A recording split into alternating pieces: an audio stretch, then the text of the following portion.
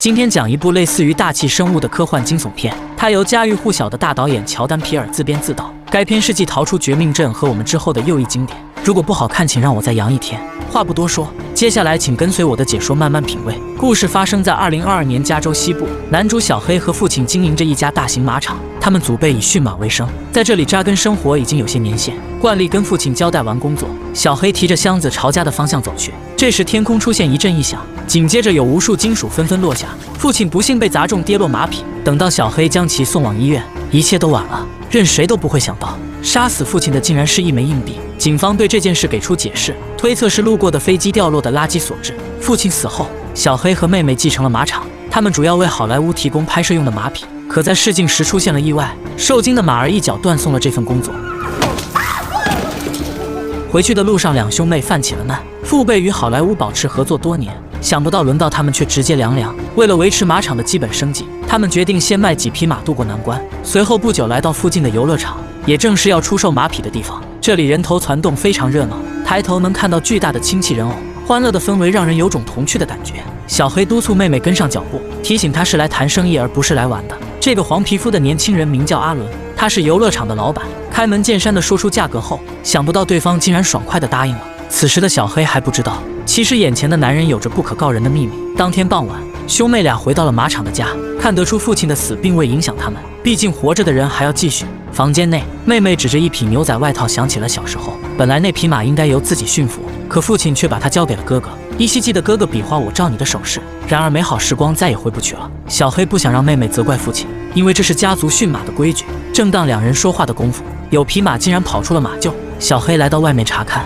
只见马儿疯了似的跑向远方，循着踪迹跟过去，刚才的马儿却找不到了。这时天空中出现一阵异响，紧接着有个类似飞碟的东西忽隐忽现。回去后的小黑将此事告诉了妹妹，妹妹听后觉得这是一个商机。如果天空的不明物是真的飞碟，那么只要拍摄一些高清素材就能发笔横财。第二天，小黑和妹妹来到小镇采购高清设备，并将配套的安装师傅铁蛋请到了家。在专业人士的指导下，马场内很快安装了大量的摄像头。这时铁蛋有一个疑惑，为什么要把镜头对向天空呢？妹妹弄来了一件好东西，她把游乐场国有彩带的假马偷了过来。铁蛋临走时想问出两兄妹的目的，可妹妹三言两句便赶走了他。当天晚上，有马儿再次跑了出来，小黑找到后准备牵走时，天空中传来了熟悉的声响，紧接着马儿惊觉逃走。被甩下的小黑这时看到了惊恐一幕，只见偷来的假马被一个庞然大物吸走。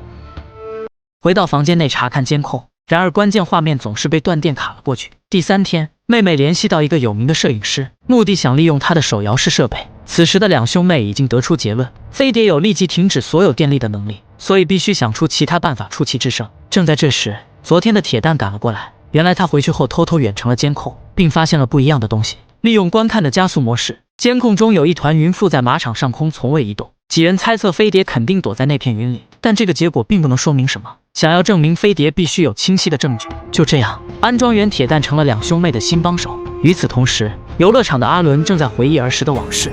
1986年，美国发生了一件轰动全国的动物袭人事件。一只被驯养的黑猩猩在节目录制中突然发狂，逃脱的小男孩躲在桌下目睹了整个过程。最后，黑猩猩发现了小男孩，然而他不但没有伤害，还向其伸出了代表友善的拳头。一晃几十年过去了，当年幸存的小男孩成就了现在的阿伦。今天是游乐场表演召唤飞碟的日子，为了这一天，他已经策划了很久。原来阿伦早就知道飞碟的存在，并一直用小黑卖给他的马匹进行饲养。他坚信自己身上有着一种魔力，认为既然能驯服1986年发狂的黑猩猩，也能驯服刚发现的天外来客。表演尚未开始，远处的天空中突然惊现一声嘶吼，紧接着一个庞然大物裹着云层缓缓而来。在饮料机停止转动的瞬间，所有人抬头望向了此生难忘的奇观。在阿伦不可思议的惊恐眼神中，他和所有人被一同吸进了飞碟体内。绝望的哀嚎声响彻云霄，人们为自己的愚昧无知付出了代价。另一边的马场内正在调试设备，一张传单出现在眼前，内容正是游乐场的召唤外星人。冥冥中预感大事不妙，小黑急忙动身去看一看。随后，小黑赶到了已经空无一人的游乐场，这里静悄悄的一片死寂，混乱的样子显然发生了重大变故。顺着路找到阿伦所在的表演场地，广场内马匹还站在柜子里。正当小黑要上前牵走马儿时，天空中的飞碟突然再次现身，并用迅雷不及掩耳之势飞了过来。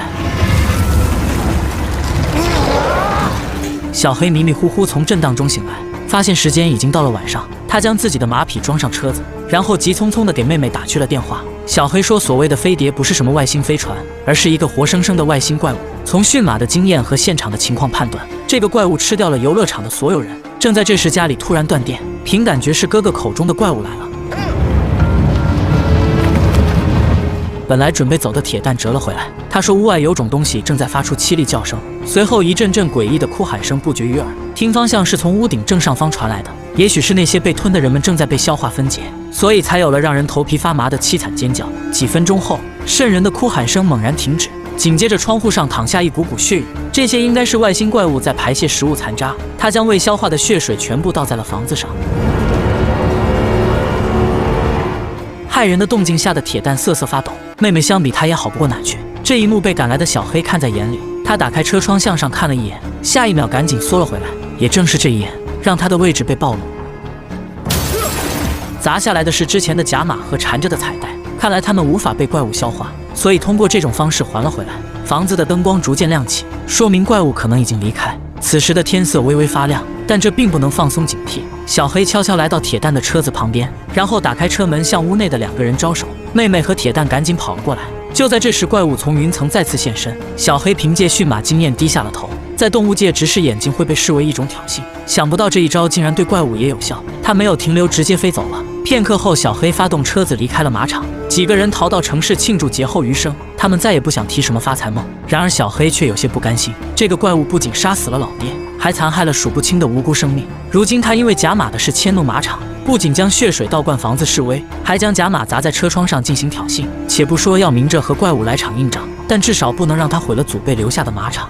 第4天，几个人再次回到了马场，同时还有昨天联系的摄影师。这下好了，团队增加到了4个人，大家坐在一起商量对策。他们先给外星怪物命名为牛仔外套，然后谋划如何利用敌人特性，高清且没有危险的拍下素材。计划是这样的：摄影师负责用手动式摄像机拍照，铁蛋负责协助摄影师，并在马场布置50个电力功能的充气人偶。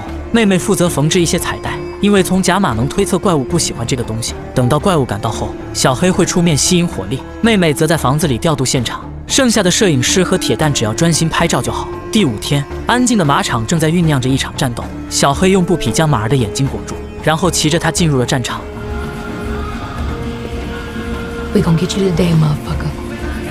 每隔50米有一个充气人偶，只要怪物突然现身，人偶的电力也会随之消失，届时大家就会知道那东西来了。小黑在马场上一边奔跑，一边用对讲机汇报着实时情况。这时有个骑摩托的人跑了过来，妹妹赶紧出来警告让他离开，可对方说自己发现了静止的云，原来他是一名八卦记者，正愁着没有好题材写呢。不顾妹妹的劝阻，记者发动摩托驶向了云的方向。越是害怕什么越是来什么，只见周围的人偶突然倒下，紧接着记者身上的装备洒落地上，一时间生死不明。小黑顾不上危险前往查看，妹妹在监控里看得揪心，很快来到重伤的记者身边。此时的人偶再次立了起来，小黑当机立断下马救人，可突然间人偶再次倒了下去，头盔的反光里也出现了急速靠近的怪物。小黑见状不得已丢下记者，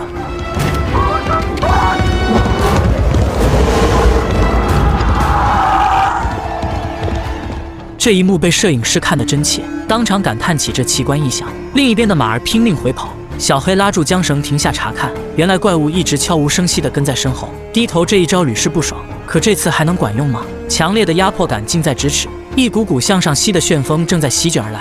黑漆漆的洞中响彻着记者的惨叫，荡起的尘土让远处的铁蛋十分担忧。所有人都为小黑捏了一把汗。小黑不想坐以待毙，他将帽子戴在头上，然后策马奔腾，开始狂奔。两边的人偶纷纷倒下，整个大地也因为巨物变得黑暗起来。极快的速度根本就来不及逃。就当怪物要直接吸走小黑时，妹妹缝制的彩带派上了用场。正如料想的一样，这种东西曾卡在怪物的喉咙里很长时间，所以他对此非常抵抗。小黑就这样再次凭借推测躲过一劫。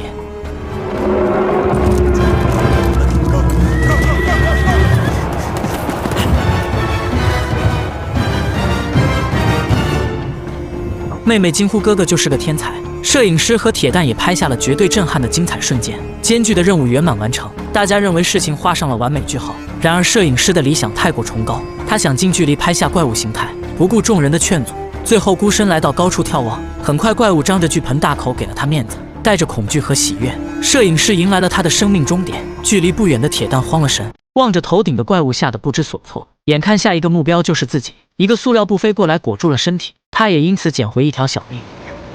感受到来自远方的注视，怪物随即飞了过来。妹妹见状躲进房子里，然而怪物直接摧毁了房子。妹妹还想挣扎一下，可下一秒来了个平地起飞的体验。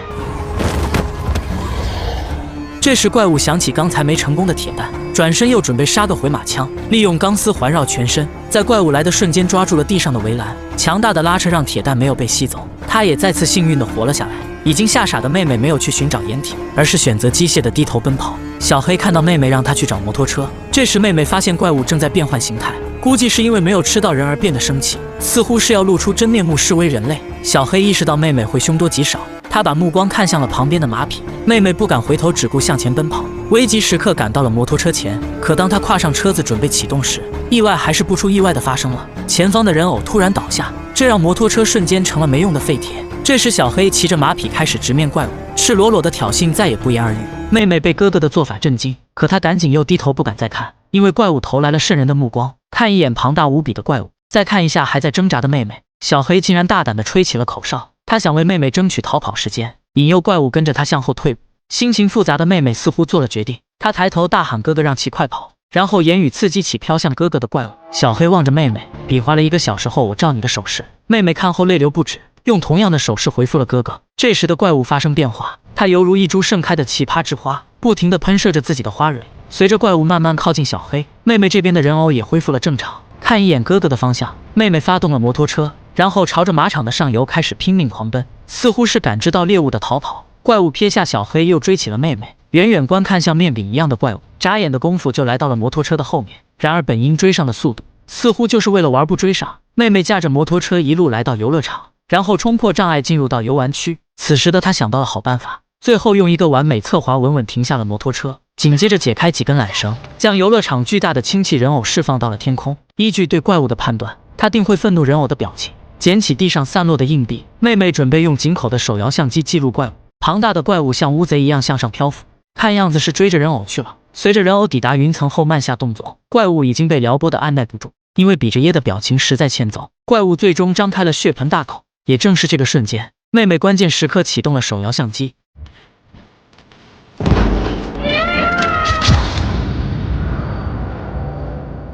吸到人偶的怪物迅速变换形态，眨眼又恢复成原来的飞碟模式。几分钟后，怪物的体内发生了剧烈膨胀，紧接着强大的压力让氢气人偶瞬间爆炸，同时刻的怪物也被炸得粉身碎骨。看到这一幕的妹妹不禁大快人心，内心的恐惧和成长的委屈在这一刻得到了完美释放。井口丽拍得的照片显出图形，哥哥骑着马也出现在若隐若现的迷雾中。至此，本片结束。